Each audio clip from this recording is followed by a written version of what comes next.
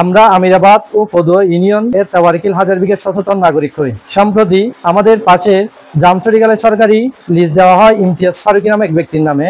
যদিও এই বালু উত্তোলন কার্যক্রম পরিচালনা করেন আওয়ামী দস্যুর ভূমিদস্যু আনোয়ার কামালের ভাগিনা নামে নাজামুদ্দিন, আইয়ুব চৌধুরী এবং ইমরান, যে কিনা ছাত্রলীগের একজন সক্রিয় কর্মী ছিল, এবং তার অন্যান্য সদস্যগণ। সে জামচড়ি বাদ দিয়ে টঙ্গাবতী থেকে নিয়ম লঙ্ঘন করে বালু উত্তোলন পরিচালনা করে আসছে। ফলে বিভিন্ন সমস্যা দেখা দেয়। বিশেষ করে 1 নম্বর, 2 তীরের চলাচলের রাস্তা বাড়িঘর ভাঙন। 2 নম্বর, পার্শ্ববর্তী প্রাথমিক বিদ্যালয়ে পাঠদানে ব্যাহত হয় অত্যাধিক শব্দ দূষণের কারণে।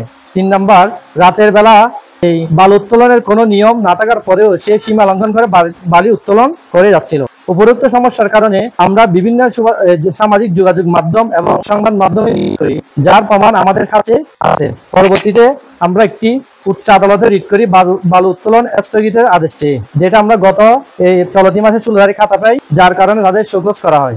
এসব প্রতিবাদের পরিপ্রেক্ষিতে তারা প্রতিশোধমূলক আচরণ করে আমাদের কয়েকজন ভাইয়ের নামে আদালতে মিথ্যা মামলা দায়ের করে, যার কপি ও আমাদের হাতে আছে, যেখানে তারা বিভিন্ন মিথ্যা বানোয়াট অভিযোগ দায়ের করেন, বিশেষ করে চাঁদাবাজি, ডিজেল চুরি, হামলা ইত্যাদি, যার সাথে আমাদের কারো কিঞ্চিত পরিমাণ সম্পর্ক নাই। তাদের দেয়া এই সংযুক্তিগুলো যে ভুয়া, প্রমাণগুলো যে ভুয়া, তার প্রমাণও আমাদের হাতে আছে। আমাদের অপরাধ শুধু আমরা কেন প্রতিবাদ করেছি এটুকুই, যে তার ছবি আমাদের কাছে আছে। ওখানে কোনো বহিরাগত ছিল না, আমরা সবাই এলাকার স্থায়ী বাসিন্দা।